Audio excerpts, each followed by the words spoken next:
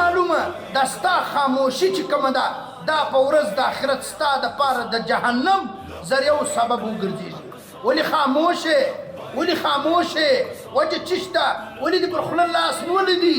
ستا پر مسلمان ورور یا ستا مسلمانه خور په مشکل حالت کې ده، پر ځان یې برابره کړه. که چیرې داسې حالت الله دې نه کوي که پر تا باندې راز. ډېره اهمه موضوع ده، ډېره خاص موضوع ده چې زموږ په معاشره کې موږ یو مسلمان پر مسلمان باندې څومره حق لري اوله خبره ده، او بیا په مسلمانانو کې بیا همسایه مسلمان چې کوم دی هغه څومره حق لري دویمه خبره ده. بیا د هغه رقم چې کوم دی که چیرې د ملکو په اعتبار سره همسایه مسلماني یا د هغه رقم د کلي په اعتبار سره همسایه مسلماني. بسم الله الرحمن الرحیم په قرآن کې الله تعالی فرمایي انما المؤمنون اخوه. ګوره د دې ځای سمشتي ته دا معلومه سوه چې د مؤمن مسلمان پر مسلمان باندې ډېر حق لري. د مسلمان په غم کې به هم ته شریکې، د مسلمان په خوشحالۍ کې به هم ته شریکې، مسلمان په هر حال کې به ته د هغه سره مرسته کوې، مدد به کوې، د الله د رضا په خاطر به ته د هغه سره په هر اعتبار سره به خپل کوشش او وس کوې. بل خبره دا ده ډېر انسانان وایي چې زه چې دی زه خو وس نه لرم، زه به د فلسطین د مسلمانانو سره زه څنګه مرسته وکړم او زه به څنګه مدد ورسره وکړم.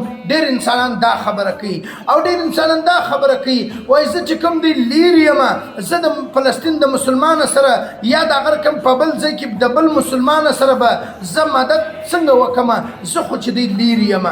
زه هغه ته دا خبره کوم که چیرې ته ځینې لیرې یې، که چیرې ستا وس نه رسي، که چیرې ته تر هغه ځای پورې نسې رسېدلی، مسلمان پر تا باندې حق لري، په هر صورت کې پر تا باندې حق لري. بیا که چیرې پر مسلمان باندې یو ځای ظلم شروع وي او ستا مؤمن مسلمان ورور یا خور یا ماشوم هغه په تنده کې، په لوږه کې، په مشکل حالات کې، په سختو حالاتو کې، تر بلډینګانو لاندې، تر ظلم لاندې، په مشکل حالاتو کې ستا ډېر سخت فرض جوړیږي چې ته به د هغه مدد او نصرت کوې.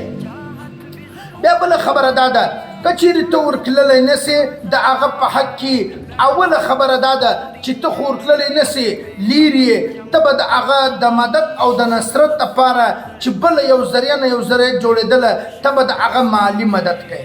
که چیرې ته د هغه مالي مدد نسې کولی بیا د هغه به چې کوم دی ته به کوشش کوې چې د هغه دپاره به نفلونه کوې. بیا د هغه رقم چې کوم دی ستا هغه ته لار نه جوړېږي، اول خو دا ګردو اسبابو ته لار جوړېږي، مګر بیا هم که ستا لار نه جوړېږي ته د هغه په حق کې صدقه وکړه.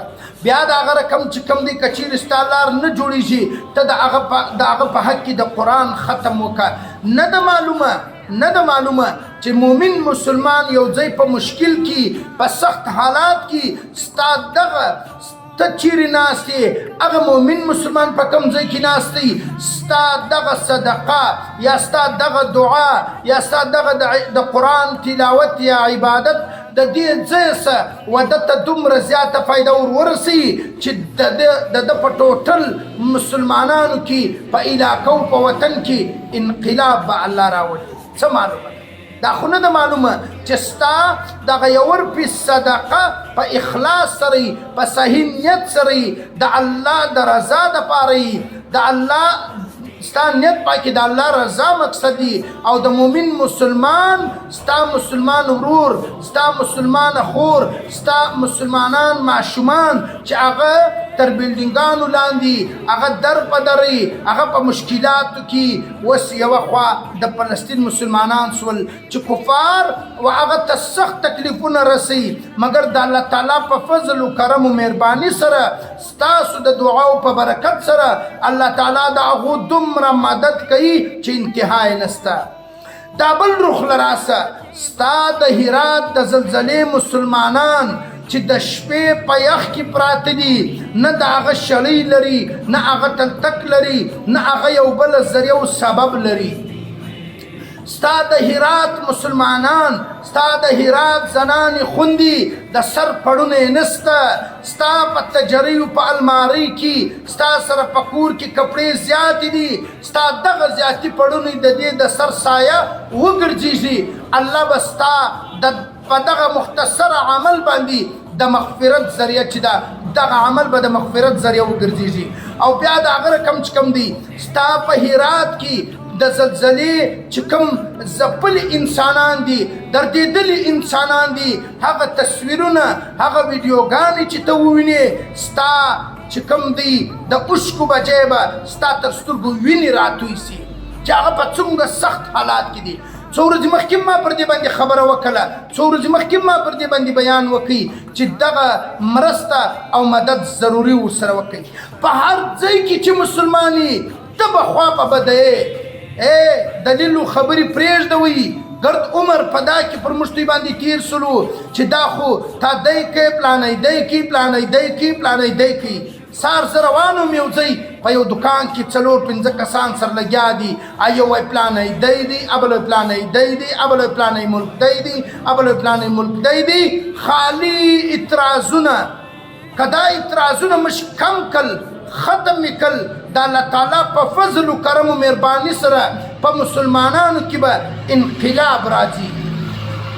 هغه وخت به راځي چې موږ اعتراضونه پرېږدو. نو هغو خلکو ته ما ویلې ما ول پرېږدئ د بل خبرې، پرېږدئ اعتراضونه پرېږدوئ. کمې مستوس کېږي مومن مسلمان اکه د هرات د زلزلې لاندې دي، اکه د هغه رقم په فلسطین کې مسلمانان وږي تږي په مشکلاتو کې دي، هغه د هغه رقم که په هر ځای کې مومن مسلمان په تکلیف وي.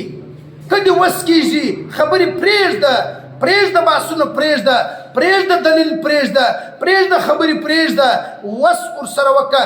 که دې 5 روپۍ په وس پوره دي ښه ورسره وکړه، نه دې په وس پوره صدقه پسې وکړه، نه دې په وس پوره قرآن پسې ختم کړه، نه یې پسې ختمولی نفلونه پسې وکړه، نه یې پسې کولی د هغه رقم چې کوم دی دعا ورله وکړه. دعا هم نسې ورله کولی خوا په بده کړه.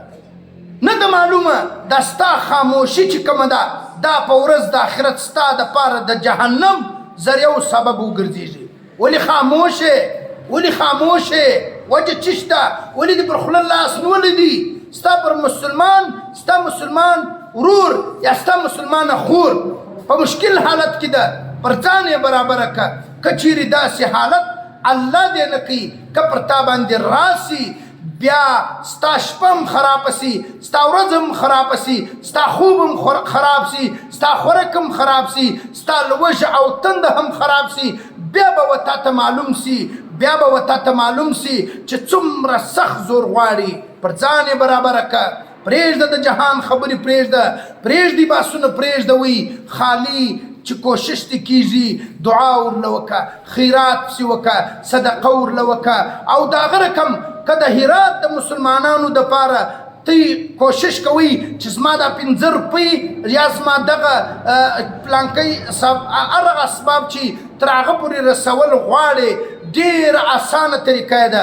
او که د فلسطین تر مسلمانانو پورې خپل یو 5 روپۍ رسول غواړې، د هغه رقم په هر کونج کې تر یو مؤمن مسلمانه پورې خپلې 5 روپۍ رسول غواړې، د دې اسانه طریقه زه درښایم. ډېر زنانې خوندې وایي او ما له یقینا ډېر نارینه ورونه ډېرې زنانې خوندې پوښتنه کوي وایي په کومه طریقه باندې ور ورسوم، زه چیرې یم هغه چیرې دی. اسانه لارې ده. الخیر ټرسټ فاونډیشن چې کوم دی حاجي محمد طاهر انصاري صاحب د دې یو اداره ده، دا یو ډېره غټه اداره ده، منظمه اداره ده، معتمده اداره ده. د دې په دا چې کوم بیان دی یا کوم ویډیو ده د دې په سټیټس موږ د دې اکاونټ نمبر چې کوم دی د دې اکاونټ نمبر ورکو، د دې اډرس ورکو. موږ دې څوک مه راوړئ، موږ دې څوک نه موږ د چا سره نسو جمع کولی. ولې په دې باندې د هغه خپل خلک غلط خبرې کوي. موږ داسې کوو چې پر دې سټیټس باندې د هغو بینک اکاونټ، ایزي پیسه اکاونټ، د هغو چې کوم ترتیب دی پر دا ویډیو باندې موږ ورکو او دا ویډیو موږ په سوشل میډیا باندې ورکو. بیا د هغه رقم چې کوم دی اگر چې موږ په دې ویډیو سره اکاونټونه ګرده بلا کېږي موږ یې ورکوو.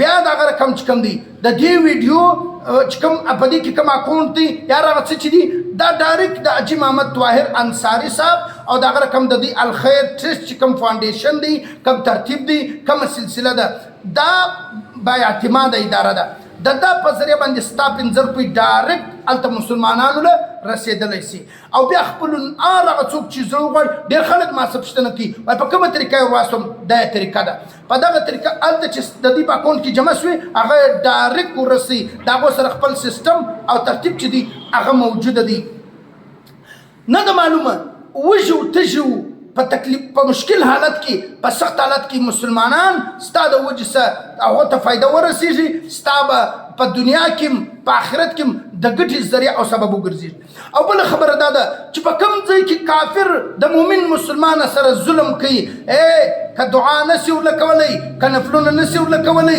پرېږده بحثونه پرېږده خبرې پرېږده خالي دا یو کار وکړه چې د هغو ملک چې کوم سامان دی هغه سامان څه بایکاټ وکړه خرید یې مه کوه ولې ستا د دغه خرید څه هغو ته فایده ورسي مسلمان ته فایده نه رسي رسولی کافر ته فایده رسي الله تعالی دې موږ ته پر دې باندې عمل کولو توفیق را نصیب کړي واخر دعوانا الحمد لله رب العالمین